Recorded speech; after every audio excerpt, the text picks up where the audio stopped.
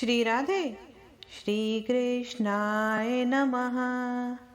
आप सभी का हमारे YouTube चैनल में हार्दिक स्वागत है। और अब हम बढ़ते हैं अपने माघ मास महात्म्य के 24वें अध्याय की ओर। श्री गणेशाय नमः। 23वें अध्याय में हमने सुना कि द्रविड़ नगर का राजा चित्रसेन, जो कि अत्यंत शूरवीर और सत्यपरायण था, परंतु पाखंडियों की बातों में आ जाने के कारण बुद्धि भ्रमित हो गई और वह सर्वनाश को प्राप्त हुआ। तथाकथित यही होता है, जब हम किसी की बातों में आते हैं, बहकावे में अपने आप को भी भूल जाते हैं, तब हमें सर्वनाश की ही प्राप्ति होती है। तत्पश्चात जब वह सर्वनाश के बाद यमलोक पहुंचा, लोमश ऋषि कहने लगे कि वह राजा पहले तमिश नाम के नरक में गया, फिर अंध तमिश नरक में गया। अत्यंत दुखों को प्राप्त करता हुआ वह रौरव और कालसूत्र नामी महानरक में भी गया, और वो फिर अचानक मूर्छा को प्राप्त हो गया। मूर्छा से वापस चेतना में आने पर वह तापन और संप्रतापन नाम के नरक में गया। अनेक दुखों को भोगता हुआ जब वह प्रताप नाम के नरक में गया, तब काकोल, कुड़पल, पूर्व मृतिका, लोहा शंकु, मृजीप आदि नरकों में होता हुआ असिपत्र वन में पहुंचा। फिर लौह धारक आदि नरकों में उसको गिराया गया।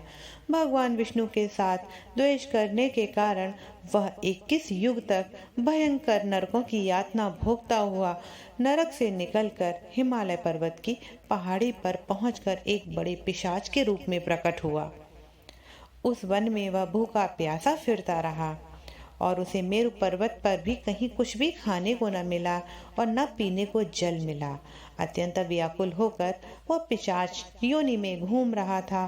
तभी उस समय उसे प्रलुत प्रस्थवर्ण नाम के वन में जाकर थोड़ा सा आराम करने लगा। बहेड़े के वृक्ष के नीचे वह दुखी होकर बोला, हाय मैं मरा, हाय मैं मरा। ऐसे शब्द जोर जोर से पुकारने लगा। कारण भूख के कारण वह अत्यंत व्याकुल था और बोल रहा, ना जाने कब मेरे जन्म का अंत होगा। इस पाप रूपी समुद्र में डूबते हुए मुझे कौन सहारा देगा। लोमश ऋषि कहने लगे कि इस प्रकार वेद पाठ करते हुए देवदूति के कानों में उसके दुख भरे वचनों के बोल पड़े। अचानक देवदूति ने अपने नेत्र खोलकर देखा तो उन्हें वो पिशाच दिखा, जिसकी लाल डरावनी आंखें, दुर्बल शरीर, काले काले ऊपर खड़े बाल, विकराल चेहरा, काला शरीर, लंबी सी जीभ जो कि बाहर निकली हुई थी, लंबे होठ, लंबी लंबी जांघें, लंबे लंबे पैर, सूखा आंख।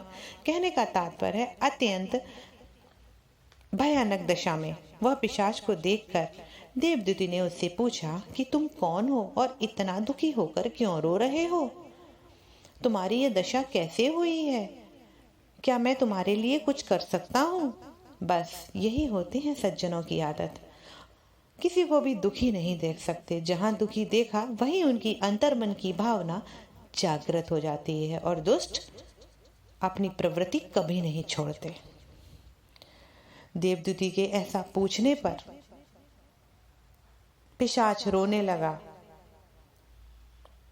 देवदूति ने पुनः पूछा, मेरे आश्रम पर आने से आपको कोई तकलीफ तो नहीं हुई? क्योंकि जो मेरे पास आता है उसे आनंद की प्राप्ति होती है।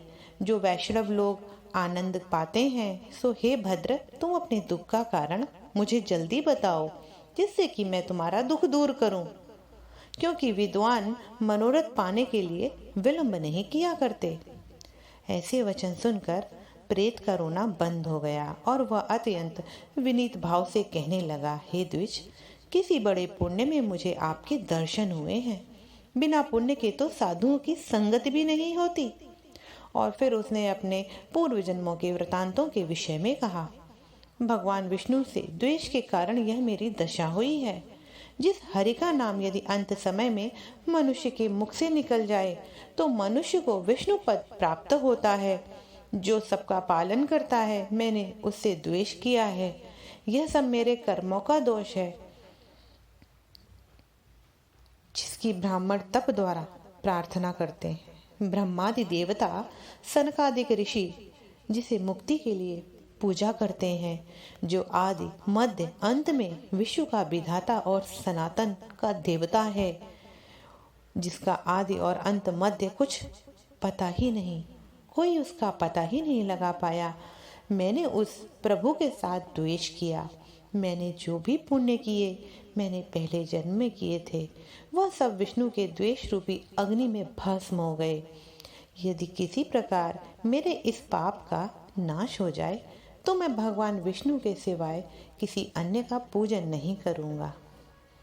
विष्णु भगवान से द्वेष करके मैंने बहुत दिनों तक नरक की यातना भोगी है।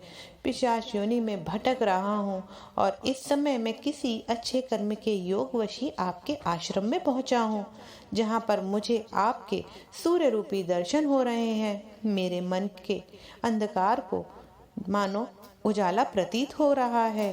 अब आप ही मेरे लिए कोई ऐसा उपाय बताइए जिससे मैं ये पिशाच योनि से दूर हो, क्योंकि सज्जन पुरुष उपकार करने में देर नहीं करते हैं। देवदूत कहने लगे, यह माया देवता, मनुष्य, असुर सबकी स्मृति को मोहित कर देती है, जिससे धर्म का नाश करने वाला द्वेष उत्पन्न होता है।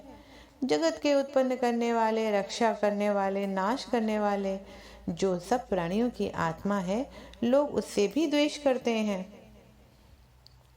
जिनके अर्पण से कर्म सफल होते हैं, जिनकी भक्ति से मुख मोड़ने पर मूर्ख कोई भी गति को प्राप्त नहीं होते। चारों वर्णों का वेदोक्त होकर हरि का भजन करता है, अन्यथा जो कुछ भी नहीं जानता, सिर्फ हरि नाम लेता है, तो प्रभु तो उससे भी प्रसन्न हो जाते हैं।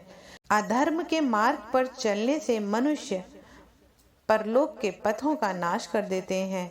वह देवता, वेद और ब्राह्मणों की जो निंदा करते हैं, झूठे मन कल्पित शास्त्रों को मानते हैं, वे नरक में जाते हैं। देवादिदेव विष्णु से विमुख होने वाले नरक में जाते हैं, जैसे कि द्रविड़ देश के राजा नरक में गए। इस कारण इनकी निंदा नहीं करनी चाहिए, न ही वेद में कही गई क्रिया को कहना चाहिए। तत्पश्चात लोमश ऋषि कहने लगे कि मुनि ने पिशाच को सुमार्ग बताया। कहा, माघ मास में तुम प्रयाग में जाकर स्नान करो, उससे तुम्हारी पिशाच योनि समाप्त हो जाएगी। माघ मास में स्नान करने से मनुष्य के जन्म के सभी पापों मनुष्य जन्मों के पापों से नष्ट हो जाता है। वहां साथ ही प्रयागराज में दोबारा करते हो। लोमश ऋषि कहने लगे कि मुनि देवदूति ने पिशाच को ऐसा सुमार्ग बताया। कहा, माघ मास में तुम प्रयागराज में जाकर स्नान करो, तुम्हारी पिशाच योनि समाप्त हो जाएगी। माघ मास में प्रयाग में स्नान करने से मनुष्य के जन्म के सभी पाप नष्ट हो जाते हैं। वहां पर स्नान करने से जीव की मुक्ति होती है। इससे बढ़कर कोई भी प्रायश्चित नहीं है। संसार में यह मोक्ष और स्वर्ग का खुला हुआ द्वार है। गंगा, यमुना और सरस्वती का यह सुंदर संगम महातीर्थ है। पाप रूपी बंधन को काटने के लिए यह तेज कुल्हाड़ी का कार्य करता है। ब्रह्मा, विष्णु, महेश, तेज गंगा, यमुना का संगम, कहाँ यह तुच्छ पाप रूपी तृण की आहुति जैसे घने अंधकार को दूर करने वाला शरद का चंद्रमा जैसे चमकता है, वैसे ही संगम के स्नान से मनुष्य पवित्र हो जाता है।